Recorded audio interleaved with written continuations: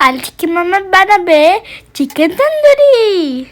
তাই জন্য চিকেনটা কেটে ধুয়ে পরিষ্কার করে নিচ্ছে। এবার মাম্মা চিকেনগুলো উপরে জলটা সব মুছে নিল।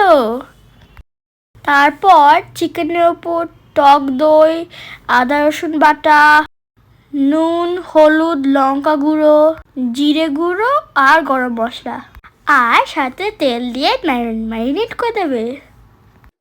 ম্যারিনেট করার পরে চিকেনটা কিছু ঘন্টার জন্য ঢেকে রাখতে হবে। তাহলে চিকেনটা সফট আর জুসি হবে। এরপর একটা তাওয়া গরম করে বাটার লাগাতে হবে। বাটারটা গরম হওয়ার পরে চিকেনের পিসগুলো দিয়ে দিতে হবে। এক পিঠ হয়ে গেলে এটা উল্টে দিতে হবে। দেখো কত সুন্দর লাগছে দেখতে। ইয়াম ইয়াম লাগছে না? তোমাদের কি খেতে ইচ্ছে করছে? দেবো তো, দাঁড়াও রান্নাটা হয়ে যাক।